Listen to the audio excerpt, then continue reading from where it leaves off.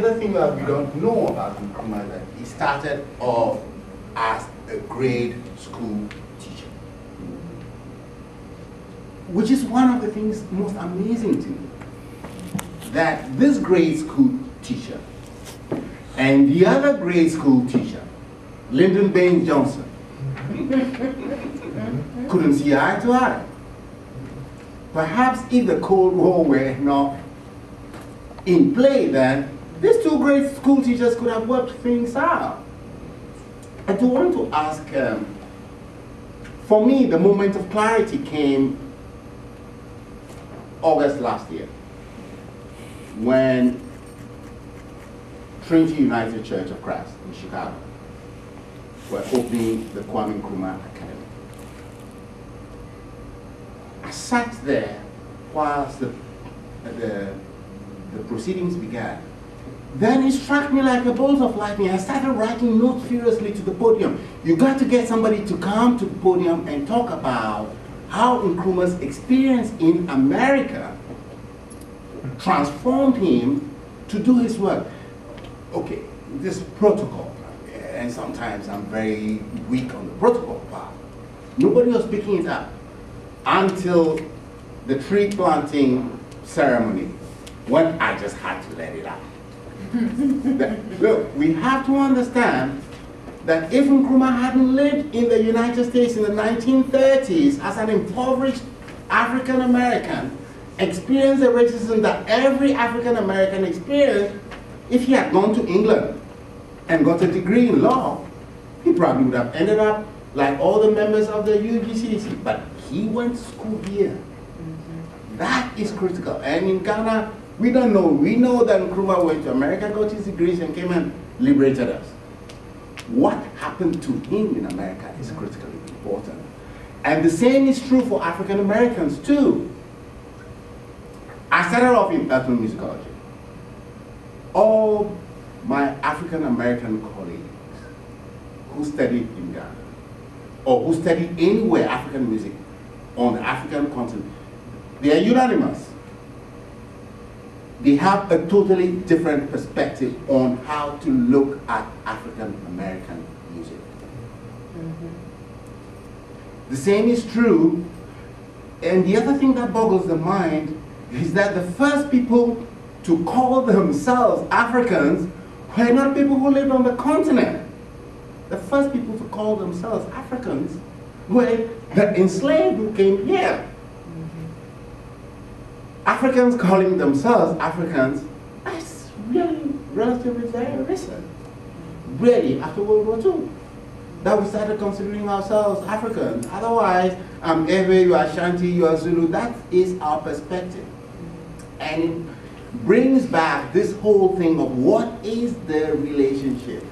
Yes, there is dismemberment, but that dismemberment was never complete. It cannot be complete. Because for the dismemberment to be complete, the oppressor has to spend so much energy teaching us to think like them. That's a very expensive proposition. Well, this is what happened during segregation. The people really don't understand the Brown versus Board of Education proposition. That dual educational system was very expensive. I visited a high school in Tennessee where they had two principals in one building. One principal was for the black kids, which was a black principal, and there was a white principal for the white kids. Okay? Now think about this. This is a touch of madness. They're all in the same building. You have two administrators, two administrative salaries, two sets of books, two bus systems. This was an expensive proposition. And what did it do to the children, to the young people who were in that environment? Some of them became the radicals who ended up in Ghana, or the SDS, or any of the other movements, because they said, this is crazy, what are we doing? Or they write books, like Dr. Roediger's book, which I've used in my classes, questioning where's the sanity in this particular type of system? It is an expensive proposition, but it's not just an economically expensive proposition. It is a socially expensive proposition, and politically, because we do not know where genius lies. So you cannot prescribe whether a poor kid in Appalachia or a poor kid in the Mississippi Delta is going to be the one who discovers the cure for cancer. You cannot do that. You have to educate everybody equally. You really have to do that. And not equally because you can open up the school doors. You really have to educate people equally in the sense that they have to solve problems. That's why I was asking you about critical thinking. Critical thinking is a tool, that's all it is, to solve problems.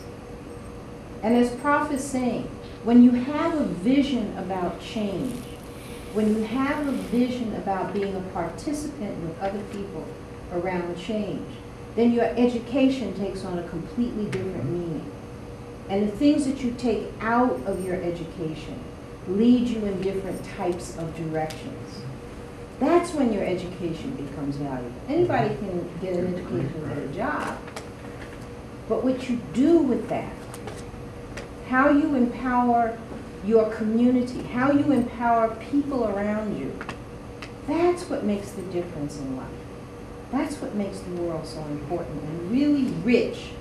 Whether those people look like you or not is totally irrelevant. It's really irrelevant. And the cost, this country wasted billions. Almost 60 years from the time of the early part, not the King years, but the years prior to King that led up to that demonstration. There's a whole other civil rights movement that was before that. 60 years of trying to prevent poor people and black people from getting an education. And now, where are we in the world? We are number 17 and struggling. The country is struggling to educate its young people because we wasted time, money, effort. And black people, like in my generation, were hungry for education. Hungry. We're going to beat down every door in the United States to get an education. Every single door. And they spent the last 50 years trying to prevent black people from being competitive at the peril, at the national peril. That's the problem. And we're going backwards instead of forward because we're taking a small segment of the population that can afford it, and that locks out more people, not less, in our educational system. Where will we be in the future? We're not going to solve it with PowerPoint. We're not going to solve it with just online education. We'll only solve a part of it. But what's going to happen to professors like this? How are they going to talk to you? They're going to talk to you through this? Is that the only means of communication? Are they going to be able to inspire you that way? Answer your questions directly? So these types of conferences, even though it's on a Saturday and even be other places, it's important to you, not just for today, not for your grade, not for your future job. It's important to you down the road and where you see yourself in a social environment. And what Prof is talking about in terms of the moment, the drama of the moment. Every day is a drama. Every day has its own little piece of a drama. And one day you look up and you have performed your life. And you're looking at your life and you have to ask yourself, what has this really meant, this journey of mine? So that critical thinking is going to be important. And whether somebody's teaching you the way that you want or not, your job is to learn in the classroom and out. Okay? Thank you. Thank you.